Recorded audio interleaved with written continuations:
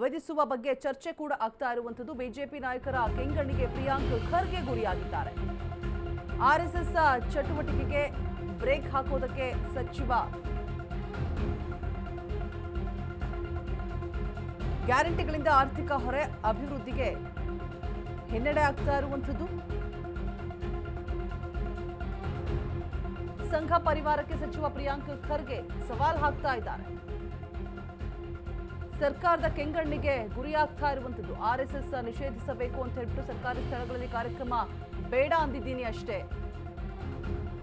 RSS ಕುರಿತಾಗಿ ಪ್ರಸ್ತಾವನೆಗೆ ಪ್ರಿಯಾಂಕ್ ಖರ್ಗೆ ಬೇರೆ ಸಂಘಟನೆಗಳು ಪಥಸಂಚಲನ ಮಾಡುವಾಗ ದೊಣ್ಣೆ ಇಟ್ಕೊಂಡು ಓಡಾಡಿದ್ರೆ ಒಪ್ತಾರಾ? ಇಲ್ಲ, ಪ್ರಚೋದನೆಯಾಗಿ ಬಿಂಬಿಸ್ತಾರೆ ಎಲ್ಲರೂ. ದಲಿತ ಸಂಘಟನೆಗಳು ಇಟ್ಕೊಂಡು ಓಡಾಡಿದ್ರೆ ಒಪ್ತೀರಾ? ಹಿಂದುಳಿದ ವರ್ಗದ ಸಂಘಟನೆಗಳು ಇಟ್ಕೊಂಡು ಓಡಾಡಿದ್ರೆ ಒಪ್ತೀರಾ? ಇವರೇನ್ರಿ ಸ್ಪೆಷಲ್ಲು? ಏನಕ್ಕೆ? ಆದ್ದರಿಂದನೇ ಏನಿದ್ರು ಒಂದು ನಾನು ಹೇಳ್ದಂಗೆ, if they are an NGO, please show me a registered copy. Simple as that. How are they getting funded? ಇವ್ರ ಫಂಡಿಂಗ್ ಮೆಕ್ಯಾನಿಸಮ್ ಏನು? ಹೆಂಗೆ ಸರ್ ಇವರು 300 ಕೋಟಿ 400 ಕೋಟಿ ರೂಪಾಯಿ ಆಸ್ತಿಗಳು ಮಾಡ್ಕೊತಾ ಇದ್ದಾರೆ? ಡೆಲ್ಲಿನಲ್ಲಿ ಅಷ್ಟು ದೊಡ್ಡ ಬಿಲ್ಡಿಂಗ್ ಕಟ್ಟ ಸಾಮರ್ಥ್ಯ ಎಲ್ಲಿಂದ ಬಂತು ಸರ್? ಆರ್ಥಿಕ ನೆರವು ಎಲ್ಲಿಂದ ಬಂತು ಅವರಿಗೆ? ಆದ್ದರಿಂದ ಇದು ಈ ವ್ಯವಸ್ಥೆಯಲ್ಲಿ ನಾವು ಸುಧಾರಣೆ ಕಾಣಬೇಕು, ಆರ್ಥಿಕವಾಗಿ ನಾವು ಪ್ರಗತಿ ಕಾಣಬೇಕು, ಸಮಾಜದಲ್ಲಿ ಸಮಾನತೆ ಬರಬೇಕು ಅಂದರೆ ಇಂಥ ಸಂಘಟನೆಗಳು ಸಮಾಜದಿಂದ ದೂರ ಇರಬೇಕು. ನೆಹರು, ಇಂದಿರಾ ಗಾಂಧಿ ಅವರು, ಸೋನಿಯಾ ಗಾಂಧಿ ಅವರು ಕೂಡ ಇಂಥ ಪ್ರಯತ್ನಕ್ಕೆ ಕೈ ಹಾಕಿದ್ರು. ನೋಡಿ, ಪಟೇಲ್ ಅವರು ಬ್ಯಾನ್ ಮಾಡಿದರು. ನೀವು ಸ್ವಲ್ಪ ಇತಿಹಾಸದ ಪುಟವನ್ನು ತಿರುಗಿಸಿ ಓದಕ್ಕೆ ಹೇಳಿ RSS ಅವರಿಗೆ. ಬಂದು ಕೈಕಾಲು ಬಿದ್ದರು. We will follow the union government's dictat on the national flag. Our allegiance will be to the national flag ಅಂದಿದ್ದಕ್ಕೆ ಅವ್ರ ಬ್ಯಾನನ್ನು ತೆಗೆದಿದ್ದು. ಪಟೇಲ್ ಅವರು ಈ ತತ್ವ ಎಷ್ಟು ವಿಷಕಾರಿಯಾಗಿದೆ ಅಂದ್ಬಿಟ್ಟು ಪತ್ರ ಬರೆದಿದ್ದಾರೆ ನೆಹರು ಅವರಿಗೆ ಆ್ಯಸ್ ಅ ಹೋಮ್ ಮಿನಿಸ್ಟರ್. ಇವ್ರು ಯಾರು ಪಟೇಲ್ ಅವರಿಗೆ ಆಚರಣೆ ಮಾಡ್ತಾರಲ್ಲ BJP ಅವರು, ದೊಡ್ಡ ಸ್ಟ್ಯಾಚ್ಯೂ ಕಟ್ಸಿದಾರಲ್ಲ, ಸ್ಟ್ಯಾಚ್ಯೂ ಆಫ್ ಯೂನಿಟಿ, ಅವರೇ ಹೇಳಿರೋದು ಇದು ಸರಿ ಇಲ್ಲ ಸಂಘಟನೆ ಅಂತ.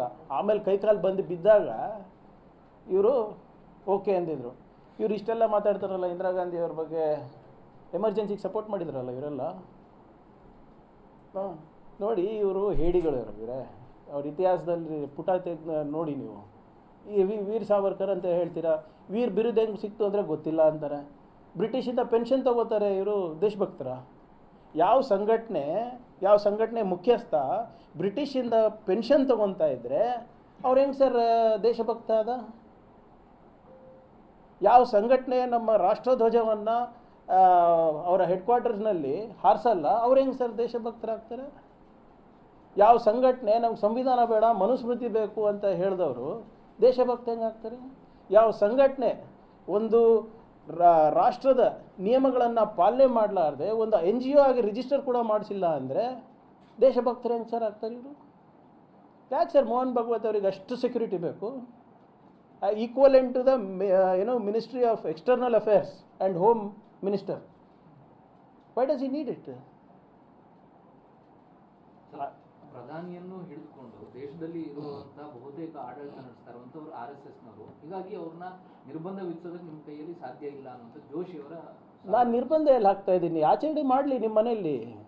ಜೋಶಿಯವರು ಮಕ್ಕಳು ಮೊಮ್ಮಕ್ಕಳು ಎಲ್ಲರೂ ಬಂದು ಗಣವೇಶದಲ್ಲಿ ಮಾಡ್ಕೊಳ್ಳಿ ಆಚರಣೆ. ಯಾರು ಬೇಡ ಅಂದಿದ್ದಾರೆ ಸರ್? ನಾನು ಪದೇ ಇದೇ ಹೇಳ್ತಾ ಇರೋದು. ಅವ್ರ ಮಕ್ಕಳಿಗೆ ಒಂದು ನಿಯಮ, ಬಡವ್ರ ಮಕ್ಕಳಿಗೆ ಒಂದು ನಿಯಮ ಯಾಕೆ? ಅಷ್ಟೇ ಕೇಳ್ತಾ ಇರೋದು ನಾನು.